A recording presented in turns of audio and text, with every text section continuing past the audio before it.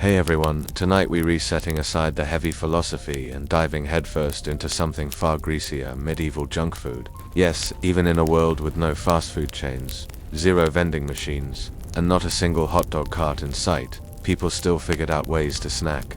Some medieval treats were weirdly delicious, some were downright strange, all of them unmistakably medieval. Before you settle in, take a second to like the video and subscribe, but only if you truly enjoy hanging out here. And drop a comment below to let me know where in the world you are re-watching from and what time it is. It always fascinates me to see our little global community gathering around the same virtual table. Now, dim the lights, maybe switch on a fan for that soft background hum, and let's slip back in time together. In an age when snacks could look suspicious, smell worse, and still sell out before lunch, apple fritters were a rare triumph. Sweet, hot, golden, and only a little bit dangerous. Basically everything you want from a medieval treat. Picture something between a rustic donut and deep-fried rebellion against the blandness of boiled cabbage. But forget supermarket apples. Medieval apples were small, tart, lumpy little misfits growing behind the local tavern. Sometimes stolen, sometimes traded, always bruised. They'd be chopped, tossed into a rough batter made of flour, eggs, and sometimes a splash of ale, because medieval water wasn't the most trustworthy ingredient. Deep frying back then wasn't a quiet kitchen task. It was theatrical chaos. The oil, usually pig fat, reused so many times it deserved to vote in the next guild meeting. But it worked. Out came fritters with crispy edges and steamy centers, each bite carrying the faint threat of third-degree burns and food poisoning, but worth the risk. If you had coin and status, you might dust them with imported sugar, showing off as subtly as a peacock. For everyone else, a drizzle of honey or spiced syrup did the trick. Rich or poor, everyone had the same sticky fingers afterward. People grabbed them on feast days, after church, or while wandering through muddy markets. Kids craved them, adults found excuses to buy them, and even the local geese tried to steal them. Sure, sometimes they came out soggy or weirdly sour, but when they were good, they were a warm, crunchy moment of real joy.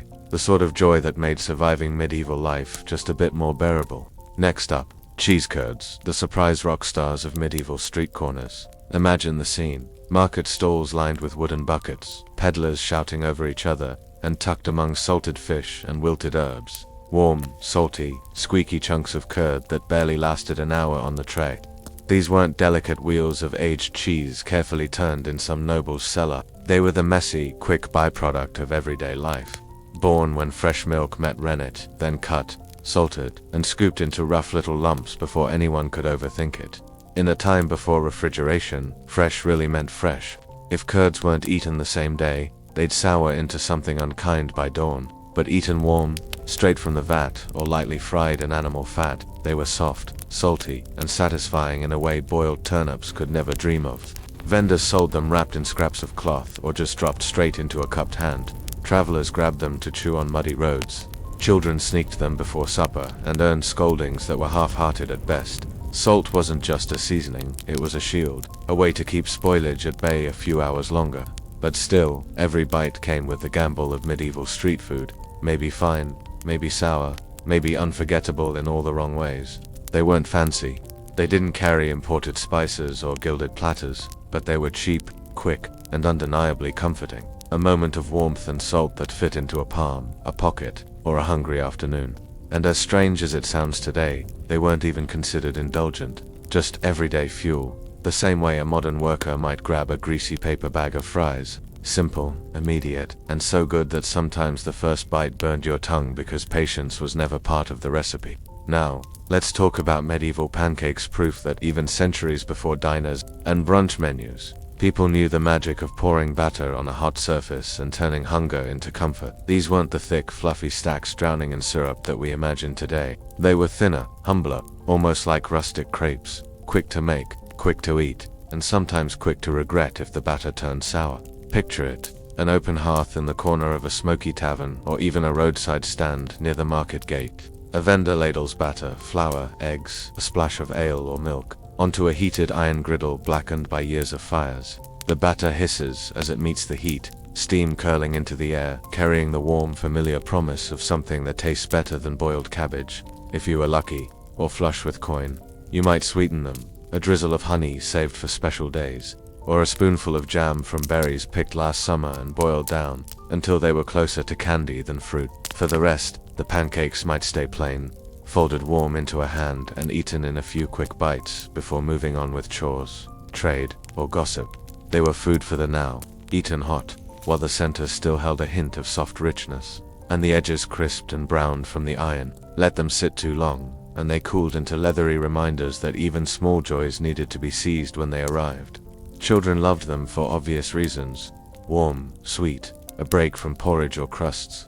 Adults loved them because, for a few moments, a thin cake in the hand meant forgetting taxes, backaches, and the draft creeping under the tavern door. And even in the church calendar, pancakes found their moment. Shrove Tuesday, the last day before Lent, was a day to use up rich foods like eggs and milk before 40 days of sparse meals and reflection. Pancakes became the perfect answer: quick, hot, and slightly indulgent, eaten while bells rang in the coming fast. No forks, no napkins, just batter, fire, and hands quick enough not to burn. They weren't elaborate, and no bard ever sang ballads about them, but in a world where meals could be grim necessity, these hot, simple cakes offered a rare kind of happiness, fleeting, imperfect, but yours. Now we come to what might be the king of medieval street food, the humble, dangerous, glorious meat pie. Forget the flaky crusts and golden domes of a royal banquet. These pies were built for speed, cost, and filling stomachs, not poetry. Rough pastry, sometimes so hard it doubled as its own plate, wrapped around whatever scraps the cook could scavenge. Picture a busy street, mud thick enough to pull the sole off a boot, voices shouting prices, and the sharp smell of baking dough cutting through smoke and dung. At the center, a pie seller stands behind a battered wooden board, steam rising from squat, uneven rounds. Inside, whatever could be spared: a handful of diced offal, a scrap of yesterday's roast, maybe a spoon of thick gravy flavored more by onions than actual meat. If the cook was generous or the day was good, there might even be a few shreds of cheese or a chunk of turnip to stretch the filling. Seasoning was simple: salt, pepper if fortune smiled, and herbs pulled from the edge of the road. Nothing fancy. But when you're hungry enough, the smell alone feels like mercy. The crust wasn't always meant to be eaten, often thick and hard. It trapped steam and kept the filling warm long enough to sell. Some would nibble the edges anyway. Others tossed the shell aside, caring only for the hot, greasy center. They were eaten standing, walking, sitting on a barrel. No fork, no plate, just a bare hand, sticky with juices. The first bite burned the tongue. The last bite sometimes tasted more of flour than anything else. Cheap, yes. Greasy, absolutely. Risky, also yes. Because meat could spoil fast, ovens weren't always clean, and the seller's honesty varied from saintly to don't ask, don't tell. Yet the pies sold fast. Laborers needed quick calories before the next load of stone. Travelers wanted something hot to carry on the road. Children begged for a bite, even knowing they'd share the stomachache later. And for that brief, steamy moment between the first hungry bite and the last greasy swallow, the world softened. Cold felt farther away. Work felt lighter, and hunger, the daily companion that haunted every medieval street, was, if only for a moment, quiet. Picture a smoky street corner at dusk. A vendor stands behind a battered iron grill, smoke rising thick as a winter cloak, carrying the scent of sizzling fat and char. It draws everyone: the tired apprentice heading home, the shepherd passing through town, the hungry child clutching a single coin warm from nervous palms. On the grill, sausages, short, thick, unevenly shaped links, stuffed with whatever scraps could be minced. Pork trimmings, blood, a handful of herbs, maybe some barley to stretch the mix. Crisping over open flames, dripping fat that hisses when it hits glowing coals. They were the medieval answer to fast food: hot, cheap, and ready to eat with one hand. No bowl, no spoon, just bite, chew, and keep walking. The casing sometimes burst under heat, spattering oil that burned skin and stained tunics. But that smell, smoky and rich, was enough to make risk feel small. If you were lucky, the vendor might wrap it in a scrap of hard bread to soak up grease. If you weren't, you ate it straight from the fire, too hot to hold for more than a few breaths. They weren't delicate. Bites varied wildly. One mouthful might be heavy with salt and herbs, the next mostly grain and gristle, yet each one was filling, warming, and carried the rare comfort of roasted meat, something most tables saw only on feast days. Children loved them because hot sausage felt like a festival in the middle of any grey weekday. Adults loved them because warmth and salt could turn hunger into something like satisfaction, at least until tomorrow. There was risk, always. Meat left out too long, grills never quite cleaned. Vendors tempted to stretch limited pork with questionable additions. But hunger rarely left room for hesitation. And for a brief moment, standing beside the fire, mouth burned just enough to remind you it was real. The day's troubles seemed smaller. Debt, disease, cold winds outside the walls, all dulled by salt, smoke, and fat. Beyond the smoky grills and greasy pies, medieval markets hid treasures sweet enough to make even a weary peasant pause mid-step: honey cakes, spiced pastries, and candied nuts that stuck to your teeth and refused to let go. These weren't everyday foods. Sugar, when it appeared, came from far-off lands and cost more than most people saw in a month. Honey was easier to find, taken from wild hives or tended by careful keepers, but still precious. Yet on feast days, fair days, or when a purse felt heavier than usual, these treats came out to tempt even the sternest churchman. Picture a crowded square, the air thick with smoke, sweat, and the golden perfume of roasted almonds glazed in honey. Vendors worked hunched over bronze pans, stirring nuts through bubbling syrup until each was wrapped in a shiny, stubborn coat of sweetness. The smell drifted on the wind, teasing children first, then drawing in tired adults who swore they wouldn't spend another coin. Pastries came in rough shapes, folded dough stuffed with dried fruit or thickened honey, dusted with what spices the cook could afford. Cinnamon if luck smiled, cloves if coin flowed. They were small, meant to be held between two fingers, warm enough to soften cold mornings and sweet enough to silence a child's complaint, at least for a moment. These weren't desserts as we know them, they were closer to edible hope, a way to remember feast days during lean weeks. Proof that life, even hard and muddy and hungry, could still surprise you with sweetness, and they were social currency too. A merchant might buy a handful to impress a new partner. A boy might spend his only coin on a honey cake to share with the girl who sold eggs by the well. For a heartbeat, sugar turned strangers into something softer, closer. The pleasure was quick, fleeting, and clung stubbornly to fingertips and lips long after the last bite. But in a world ruled by salt and smoke, sweetness was powerful magic, reminding everyone, just for a moment, what joy tasted like. After pies, sausages, fritters, and sticky honeyed nuts, the medieval mouth grew thirsty, and clean water, sadly, wasn't the trusted friend we know today. So what did people drink? Ale, wine, mead, cider, sometimes spiced, sometimes sour, always safer than a sip from the town fountain. Ale was the real backbone, thick, cloudy, barely bitter, brewed in small batches that tasted different from street to street, brewed strong for festival nights and weaker for children and workers who needed to quench thirst without falling off ladders by midday. Brewing wasn't just tavern work, it was household craft. Women stirred vats in smoky kitchens, balancing barley, yeast, and time itself, hoping for a batch that wouldn't turn sour. Each cup carried the warmth of hearth fires, the smell of wet grain, and the gamble that tomorrow's batch might taste nothing like today's. Wine belonged more to merchants, travelers, and priests. Imported in clay jars or wooden barrels, it arrived sharp, sometimes spiced with cloves, cinnamon, or honey to tame its bite. At feasts, it flowed freely. On common nights, it was watered down until it was barely more than flavored memory. But even cheap wine held status, a sign you had coin enough to reach beyond your fields. And then there was mead, golden, sweet, a liquid memory of summer flowers, fermented honey, water, and yeast, sometimes sharp, sometimes gentle, always carrying a ghost of the bees that built it. A cup of mead at dusk tasted of warmth and faint promise, of stories whispered by firelight and the hope that tomorrow would be kinder. No one carried water in fine cups to toast the night. Clean water was a gamble. Drink was protection as much as pleasure. Even children sipped ale so thin it barely clouded the mug, safer than trusting a bucket drawn from the town well. In every mug, tankard, and chipped cup, there was more than drink. There was pause. There was laughter.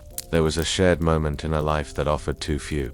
Beyond hunger, beyond thirst, beyond the raw need to warm cold bones, medieval food and drink gatherings served another purpose: connection. They pulled neighbors from lonely cottages, travelers from endless roads, and traders from weary bargaining, all into the flickering circle of shared heat, sound, and story. Picture the tavern at dusk, fire catching the brass rim of mugs, smoke twisting like lazy ghosts toward a ceiling blackened by years. Outside, rain drums on thatch. Inside, the air hums with talk. some loud, some low, some sharp with laughter that's half relief, half rebellion. Bread passed hand to hand, stew ladled into waiting bowls, ale foaming over wooden rims. These were rituals older than any stone church, a silent agreement that, for this meal, for this hour, the world's cold weight could be left at the threshold. Stories spilled as easily as drink. A traveling mason swearing he saw a dragon's bones in a quarry. A widow insisting she dreamed of next season's harvest. A boy too young to own a dagger bragging of the day he'd carry one.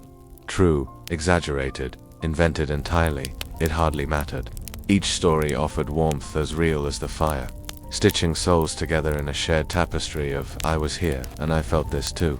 Even silence in such places felt softer. A laborer leaning back, boots steaming near the hearth, watching flames dance over oak logs.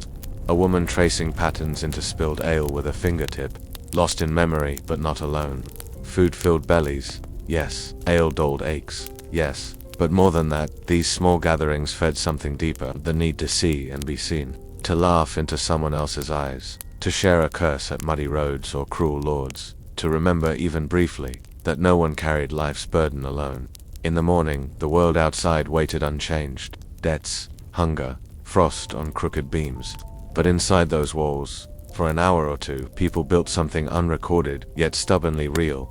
A warmth that could outlast the fire. A memory sweeter than honeyed nuts. A quiet, defiant proof that even the poorest table can feel like home when hands reach across it. So what truly lingers from those crowded taverns, smoky corners, and market stalls, heavy with steam and spice? Not just the fritters, though they cracked warm between hungry teeth. Not only the pies, though their crusts hid humble miracles of meat and hope. Not merely the ale that softened words and loosened laughter at dusk. What lingers, across centuries of rain-rotted timbers and forgotten cobbles, is something quieter, stubborn as moss on stone. It's the small warmth of a hand passing bread to another. The spark in a child's eyes catching the golden drip of honey on a simple cake.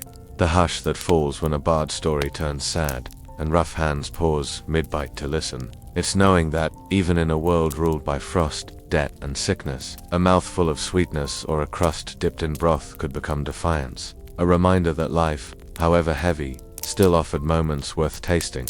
These scraps, these quick meals eaten on muddy roads and under soot-black beams, carried something larger than hunger. They wove strangers into neighbors, neighbors into a kind of family built not by blood, but by shared stories and the smoky air between them. And long after bellies emptied again, as they always did, the memory of that warmth stayed. A merchant could walk 3 towns away and still taste the crackling edge of a sausage. A mason, hands cracked from winter stone, could still remember the sweetness of roasted almonds he shared with a friend, now buried in churchyard clay. Across centuries, we forget prices, spices, recipes, scrawled on fading parchment, but we remember laughter thickened by ale, crumbs brushed from calloused palms, and eyes meeting across crowded benches. Maybe that's why medieval junk food fascinates us still, because in each fritter, each sticky nut, each greasy pie, there was more than dough and spice.